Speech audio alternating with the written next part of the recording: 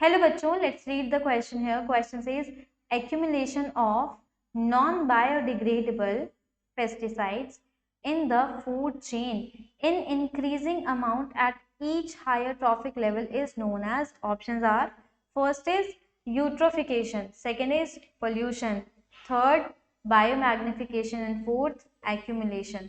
Question में हमसे ये पूछ रहे हैं कि कभी भी नॉन बायोडिग्रेडेबल पेस्टिसाइड्स अगर फूड चेन के अंदर बहुत ही ज्यादा अमाउंट में हर एक ट्रॉफिक लेवल पर एक्यूमुलेट होते चले जाते हैं तो इस कंडीशन को हम क्या बोलते हैं. So here we will write question के अकॉर्डिंग जो की कॉन्सेप्ट हमारा निकल के आता है क्वेश्चन में वो है bio magnification. Now bio magnification में क्या देखने को मिलता है कि कभी भी कोई भी नॉन बायोडिग्रेडेबल पेस्टिसाइड्स अगर फूड चेन में एंटर करते हैं तो उनका अमाउंट हर एक ट्रॉफिक लेवल पे इंक्रीज होता चला जाता है. फॉर एग्जाम्पल यहाँ पे एक फूड चेन के थ्रू समझेंगे. ग्रास को खाया ग्रास हॉपर ने, ग्रास हॉपर को खाया फ्रॉग ने, एंड देन फ्रॉग को खाया स्नेक ने. हुआ क्या यहाँ पे, ग्रास के पास हमने नॉन बायोडिग्रेडेबल पेस्टिसाइड्स का स्प्रे किया ताकि ये पेस्ट फ्री रहे. नॉन बायोडिग्रेडेबल पेस्टिसाइड्स किधर स्प्रे किया हमने, प्रोड्यूसर्स पर. सो ये एक्यूमुलेट हो गए इसके अंदर.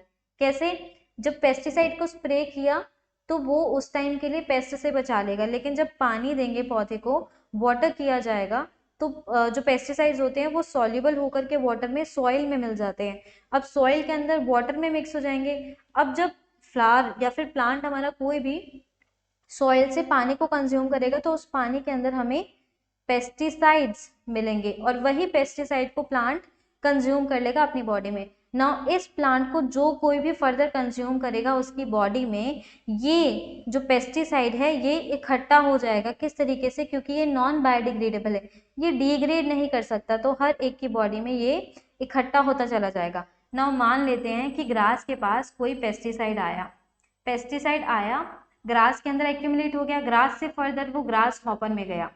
ग्रास हॉपर ने ग्रास बहुत ज्यादा खाया तो ग्रास हॉपर के पास जो अमाउंट था पेस्टिसाइड का वो बहुत ज्यादा बढ़ गया. ठीक है, ग्रास हॉपर को फ्रॉग ने खाया. ना फ्रॉग के पास ग्रास हॉपर बहुत ज्यादा अमाउंट में आए तो फ्रॉग ने बहुत ज्यादा अमाउंट में हमारे ग्रास हॉपर को खा लिया. फ्रॉग के अंदर जो अमाउंट था पेस्टिसाइड का वो और भी बढ़ता चला गया ग्रास हॉपर वाले लेवल से. नाउ फ्रॉग को कंज्यूम करेगा फर्दर स्नेक, और स्नेक के अंदर जो फ्रॉग के अमाउंट था पेस्टिसाइड का उससे भी ज्यादा हमें स्नेक के अंदर देखने को मिलेगा. अब ये हर एक ऑर्गेनिज्म यहाँ पे हर एक ट्रॉफिक लेवल को कॉन्स्टिट्यूट करता है.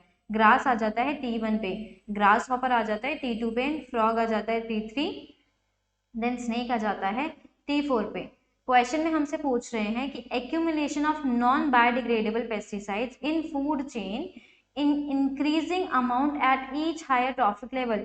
हर एक ट्रॉफिक लेवल पे इंक्रीज अमाउंट में पेस्टिसाइड का एक्यूमुलेट होते चले जाना, इसका मतलब होता है यहाँ पे हमें बायोलॉजिकल मायोमैग्निफिकेशन, बायोलॉजिकल मैग्निफिकेशन या फिर कह सकते हैं बायोमैग्निफिकेशन देखने को मिल रहा है. किसका, पेस्टिसाइड का बायो मैग्निफिकेशन.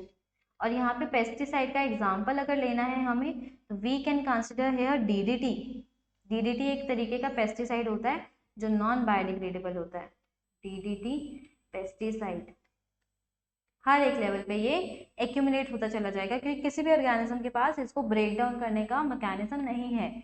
ऑप्शंस देखते हैं. First eutrophication. Now eutrophication is water body में enrichment of nutrients in water body. जो वाटर बॉडीज होती हैं उसके अंदर अगर फर्टिलाइजर्स का अमाउंट बहुत ज़्यादा बढ़ जाता है तो उस कंडीशन को कहते हैं यूट्रोफिकेशन. और पानी में न्यूट्रिशन का अमाउंट बहुत ज़्यादा बढ़ने से प्लांट भी बहुत ज़्यादा अमाउंट में उस वाटर बॉडी में देखने को मिलते हैं. तो ये ऑप्शन हमारा क्वेश्चन के अकॉर्डिंग गलत हो गया. Next is pollution. पॉल्यूशन नहीं कहेंगे, पॉल्यूशन इज बेसिकली कोई भी ऐसा मटेरियल जो उस एनवायरनमेंट को पॉल्यूट करेगा.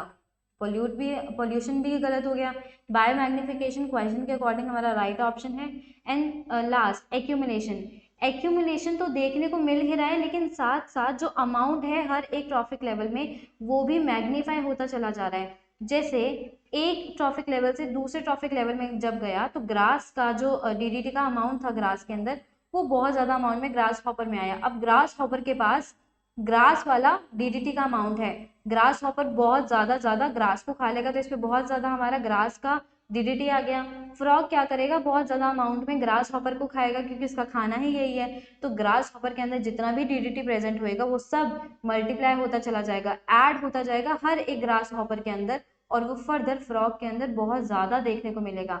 एक्यूमुलेशन देखने को मिलता है, लेकिन मैग्निफिकेशन भी देखने को मिलता है, मैग्नीफाइड अमाउंट भी देखने को मिलता है हमें नॉन बायोडिग्रेडेबल पेस्टिसाइड। तो सिर्फ एक्यूमुलेशन नहीं होएगा, बायोमैग्निफिकेशन देखने को मिलेगा।